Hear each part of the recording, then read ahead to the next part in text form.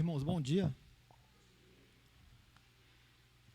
Abre nossas Bíblias no Salmos de número 133. Salmos 133 para a nossa devocional desta manhã.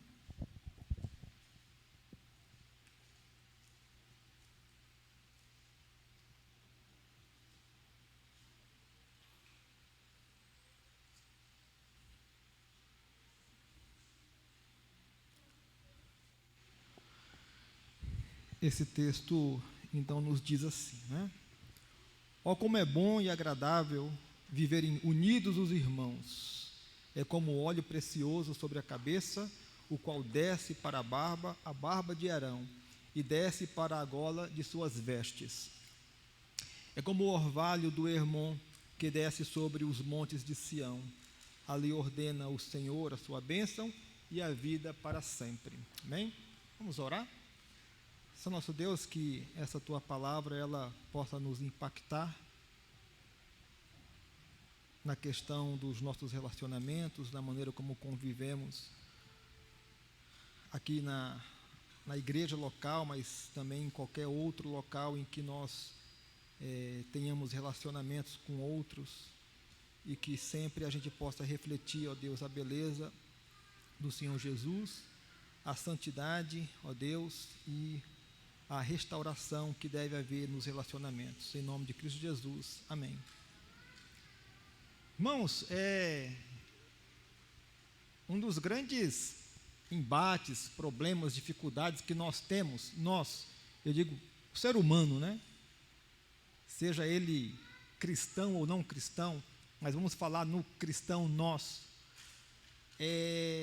o grande problema que temos é no campo dos relacionamentos. É no campo da convivência com o outro, é no campo com o lidar com o outro. E vamos pensar mesmo no seio da igreja local, este grupo, parte do corpo de Cristo. Não raro nós temos as nossas rusgas, né?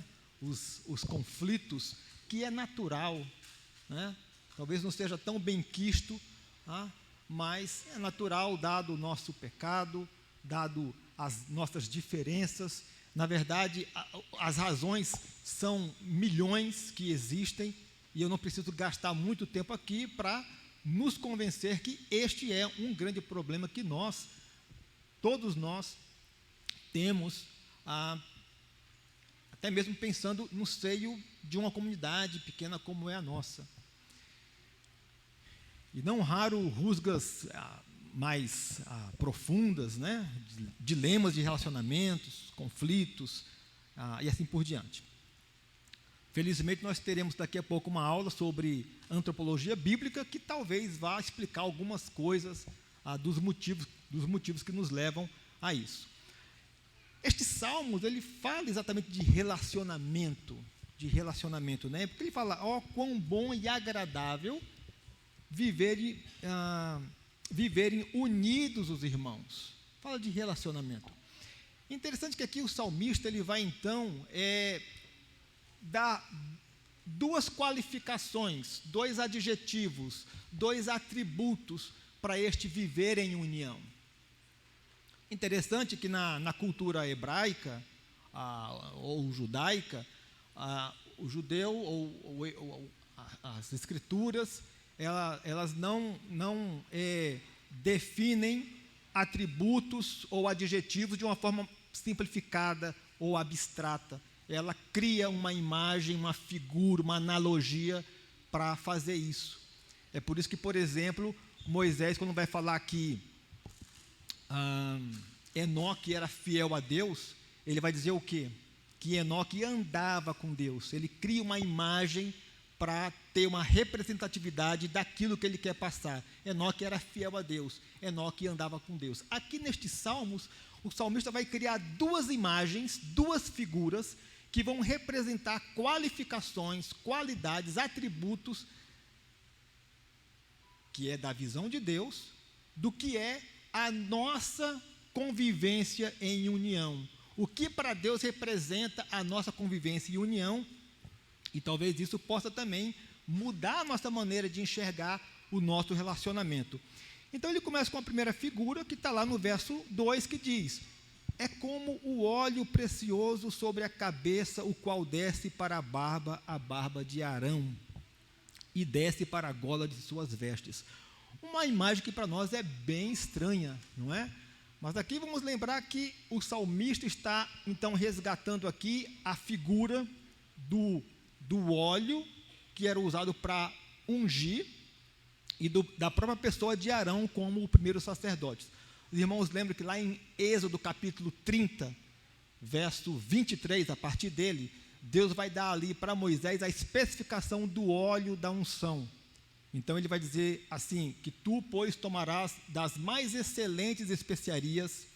Então tinha a mirra fluída, 500 ciclos, tinha o cinamomo odoroso, a metade disso, a saber, 250 ciclos, o cálamo aromático, 250 ciclos, e a cássia, 500 ciclos, conforme o ciclo do templo, então. E 6 litros de azeite. Pelo menos esse nós conhecemos, o azeite, né? Esses componentes, esses produtos iriam formar, então, o chamado óleo da unção, que foi prescrito pelo próprio Deus. E sobre esse óleo, ele dá 2 importantes recomendações. Primeiro, esse óleo seria usado tão somente para ungir a tenda da congregação, a arca da aliança, a mesa e todos os utensílios, o altar, o candelabro e todos os utensílios usados, e principalmente o próprio sacerdote, que naquela ocasião era Arão. Este óleo era sagrado. E o próprio ato em si de ungir os utensílios, e principalmente Arão, era um ato sagrado. Então, o que eu aprendo aqui quando o salmista compara a união dos irmãos com um óleo que era derramado sobre a cabeça de Arão e que descia pela sua barba até as suas golas, é que assim como aquele ato era sagrado, a nossa união é sagrada para Deus. Os irmãos conseguem perceber o peso dessa comparação?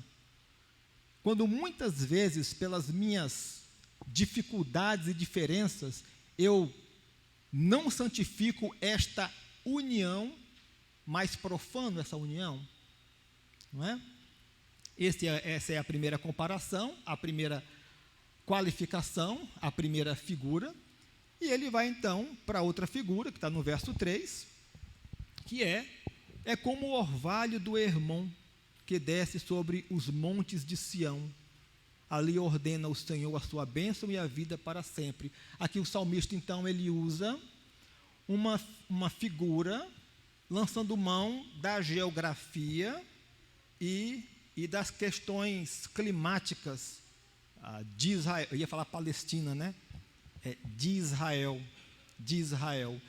Ele cita o Hermon e cita os montes de Sião. Se os irmãos lembrarem a geografia de Israel, os montes Hermon ficam lá no norte, depois da Galileia, já entrando na Síria. Era um monte de cerca de 275 metros, aliás, 2.750 metros, quase 3.000 metros de altitude. Portanto, uma temperatura baixíssima lá em cima, o seu pico sempre coberto com neve, e do Hermon descia um forte vento, que descia montanha abaixo, e ia lamber então as águas do mar da Galileia. E era por isso que no mar da Galileia existiam muitas ondas, porque eram as águas impelidas pela ventania que descia do Hermon. Mas essa ventania passava então pelo mar da Galileia e descia sul abaixo. Então você tem Galileia, Samaria e Judeia, lá ao sul. Na Judeia você tem o Monte Sião, que é o que é citado aqui nesses salmos. Cerca de 340 quilômetros do Hermon aos Montes Sião. E aqui o salmista diz e lembra que aquela ventania que descia do Hermon, carregada de umidade, trazida pela neve do seu pico, Descia até a região sul, Judeia, e encontrava ali ventos quentes, e ali se condensava aquela umidade e se transformava em chuva, orvalho, garoa. E quando tem chuva, orvalho e garoa na terra, há a condição de ter vida, de brotar alimento, de ter pecuária, de alegrar o coração do homem, portanto. E aqui o salmista, então, está comparando a nossa união com esses ventos que levavam vida a tão grande distância, produzindo ali, então, condições de vida. E aqui, então, na aplicação da metáfora, é como, então, se a nossa união também tivesse o poder de restaurar a vida um do outro. Irmãos, não raro a gente chega na igreja vindo de uma semana extremamente atribulada, confusa, conflituosa, cada um travando os seus problemas pessoais, seja por ordem de saúde, de desemprego, de outros relacionamentos, de tantas outras situações. E o que se espera é que quando a gente chegue aqui, na igreja local, parte do corpo de Cristo, no lidar com o outro, a gente seja restaurado, realimentado, reanimado, por um abraço, por uma palavra, por um compartilhar de um texto bíblico, por tantas formas. Irmãos, quando a gente lê esses salmos e vê aqui como é bom e agradável viverem unidos os irmãos, essa união, ela é sagrada e ela é restauradora, ou pelo menos ela deve ser sagrada e ela deve ser restauradora. E quando eu vejo que a minha vida, ela impede que isto aconteça, como tantas vezes já aconteceu, Deus exige de mim uma resposta a esse texto, e de cada um de nós uma resposta a esse texto aqui, no sentido de que a gente não profane esta união, e de que a gente não leve mais peso para alguém que chegou aqui já tão sobrecarregado, mas que antes a gente consagre ainda mais essa união e restaure a vida dos irmãos. Nesse sentido, quantas aplicações, né, irmãos, a gente poderia fazer disso aqui? Primeiro, talvez seja a própria confissão, né? Quando a gente olha para o texto, a gente olha para o texto, vê o padrão de Deus, olha para nós e não vê a mesma coisa, vê algo diferente. Então, talvez a confissão seja aqui uma das primeiras aplicações para nós fazermos aqui, pensar sobre nós, como nós atuamos aqui na igreja, como nós nos relacionamos, né? Será que nós estamos falando mal do irmão para o outro, denegrindo a reputação do outro, sem que o outro tenha sequer defesa de se defender? Por exemplo, quantas vezes nós estamos colocando mais peso em cima de alguém, por meio de um olhar duro, de um próprio fato de não cumprimentar o outro e falar o nome do outro. Irmão, sabe qual é a palavra mais importante para cada um de nós? O nosso nome. E nós precisamos aprender a mencionar o nome do outro. Isso restaura. E aí, reflexão, se colocar diante de Deus, pedir perdão, pedir para que Deus mude o nosso coração, para que Ele transforme o nosso coração num coração mais doce, mais amigável, mais receptivo, que entenda melhor o jeito do outro, porque em geral, né, o problema sempre é o outro, né? A gente fala assim, o problema é ele, né? Não, o problema sou eu.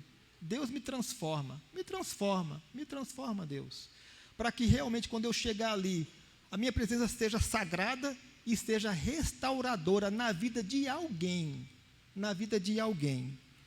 Então, irmãos, que a gente possa então fazer de tudo, Deus mediante, para que a nossa comunhão aqui seja boa, seja agradável, seja sagrada e seja restauradora. E aí eu recebi ali um último versículo, estando no banco, recebi da minha filha, viu? Né? De Deus, vindo pela minha filha, Efésios capítulo 4, e eu termino com ele então, que diz algo a respeito disso, né? Paulo dizendo aos Efésios 4:3, esforçando-vos diligentemente, com todo cuidado, por preservar a unidade do Espírito no vínculo da paz. E que assim Deus possa nos abençoar aqui na nossa união, nesta igreja local que é parte do corpo de Cristo. Amém?